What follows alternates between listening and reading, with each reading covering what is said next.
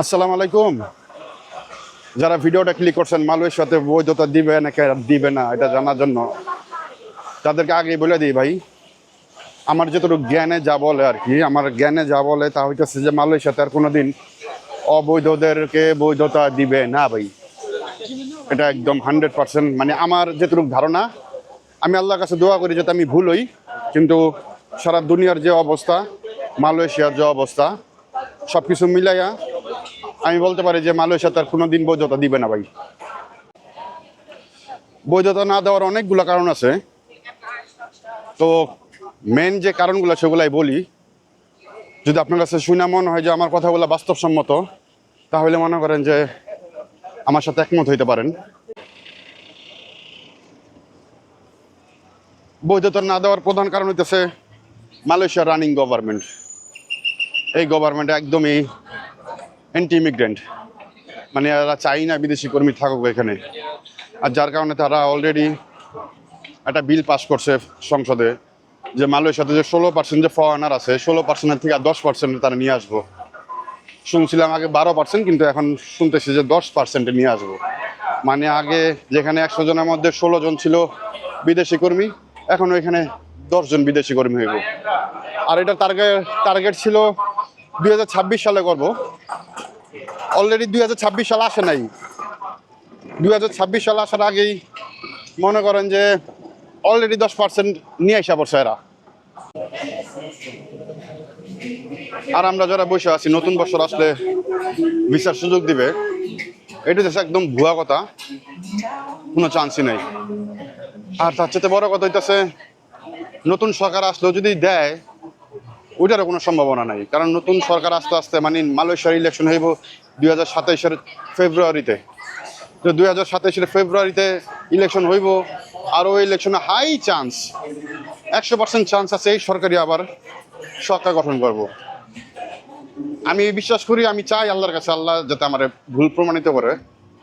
আমি চাই যাতে আমি ভুল হই, কিন্তু সিচুয়েশন দেখা যা বোঝা যায় না, সিচুয়েশন দেখা যা বোঝা যায় তা হইতেছে যে এই সরকারই গঠন করব, এরাই আবার সরকার আসবো, কোনো সুযোগ নাই।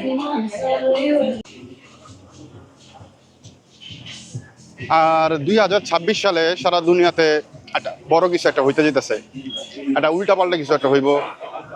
আল্লাহ জানে কি হইব, আল্লাহ খুব ভালো জানে, আমি জানি না। কিন্তু আমার কাছে মনে হইতেছে যে বিশাল বড় ধরনের কিছু একটা জিনিস হইব।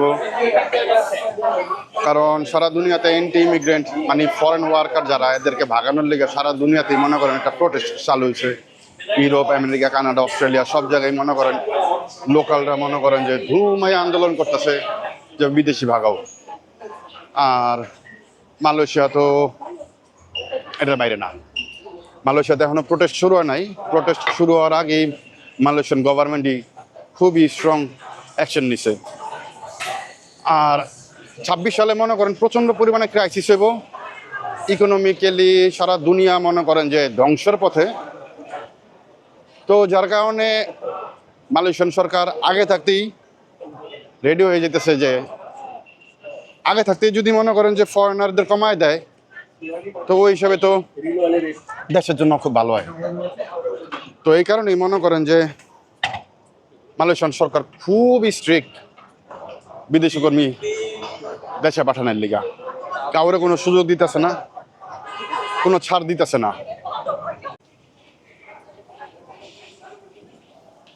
আর দুনিয়ার যত বিজনেসম্যান আছে, বড় বড় লোকেরা আছে, এরা সবাই বলতেছে 2027 সালের মধ্যে সারা দুনিয়াতে প্রায় 27% জব এআইয়ের হাতে চলে যাব, মানে সব কিছু এআই অটোমেটেড হয়ে যাব।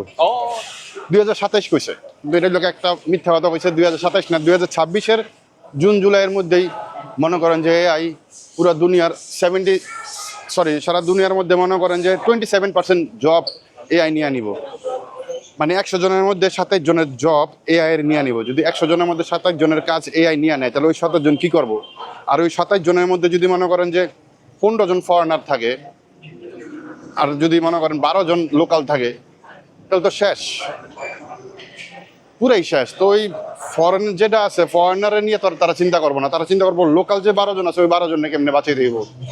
যার কারণে আগে থাকতেই মালয়েশিয়ার থেকে ফরেনারদের ভাগায় দিতেছে যাতে যখন জবের ক্রাইসিস হইলে যাতে লোকালরা বেঁচে যায়, যাতে লোকালরা যাতে কাজ করে খাইতে পারে, মালয়েশিয়ান যাতে এমনি আইসা তো ওদের বাঁচানোর লিগে মনে করেন সরকার উঠা বইরা লাগছে। আর এটা স্বাভাবিক, নিজের সন্তান নিজের দেশ তো মানুষ আগে বাঁচাইবো, অন্যের জন্য তো পরে বাঁচাবো, তাই না? তো এই কারণে এইটাই লোক আরেকটা বড় কারণ এআইয়ের কারণে আর কোনো সুযোগ নাই নতুন করে মালয়েশিয়াতে অবৈধদের বৈধকরণ দিবে। আর আরেকটা সবচেয়ে বড় সমস্যা হইতেছে অবৈধদের বৈধতা না দেওয়ার, তা হইতেছে আমরা নিজেরা বাঙালিরাই মনে করেন মালয়েশিয়াতে বাঙালিদের সবচেয়ে বড় শত্রু।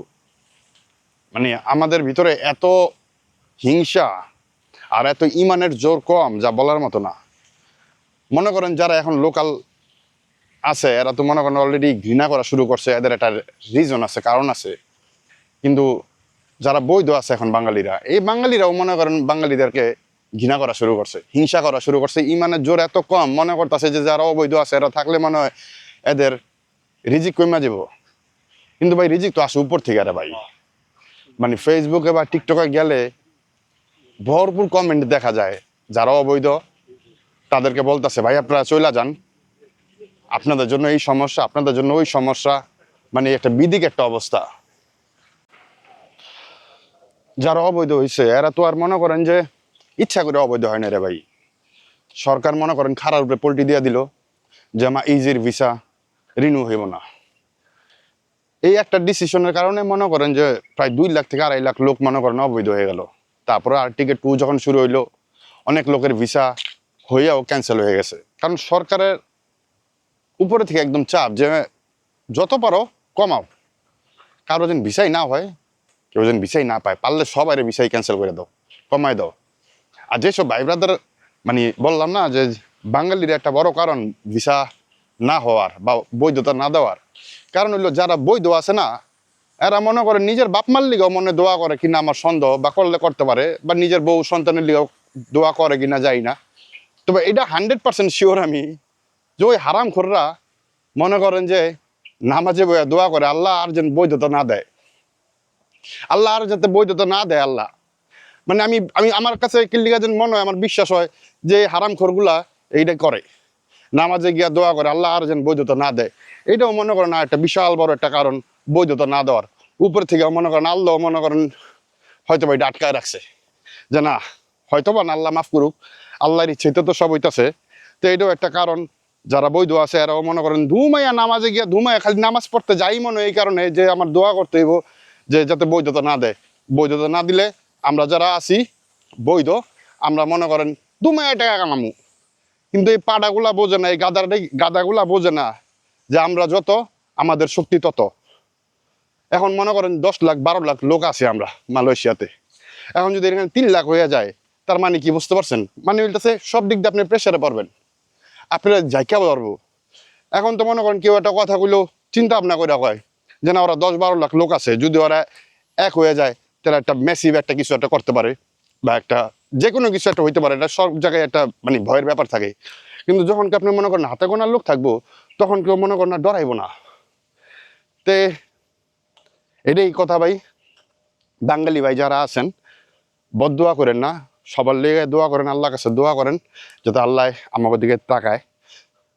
যারা আছি আমরা, যাদের ভিসা কাগজপত্র নাই, আল্লাহ যেন সহজ করে দেয়, ভিসা মিশার একটা ব্যবস্থা করে দেয়। কিন্তু সত্যি কথা দিন শেষে এটাই বলতে হয় যে যে অবস্থা আমার মনে হয় না জীবনে মালয়েশিয়াতে আর বৈধতা দিবে। তারপরেও আল্লাহর ইচ্ছা, দোয়া করতে থাকি আমরা সবাই, সব ভাই ব্রাদার লিগা দোয়া করি যাতে আল্লাহ আমাকে লিগা সহজ করে দেয়। তে এই পর্যন্তই। আপনারা কমেন্ট করে জানাইতে পারেন আপনাদের মতামত। আর যাদের শেষ করার আগে একটা কথা বলে দিই ভাই, যারা আসবেন মালয়েশিয়াতে 100 বার বুঝে আইসেন। ওই আইসা ফেসবুকে পোস্ট করেন না ভাই কাজ নাই, কোম্পানি টাকা দেয় না, কাম করা লয়ে গেছে গা ভাই, ধরে লয়ে যেতেছে, এই করতেছে ওই করতেছে, আবি যাবি কাবজাব, এগুলো আর কইেন না।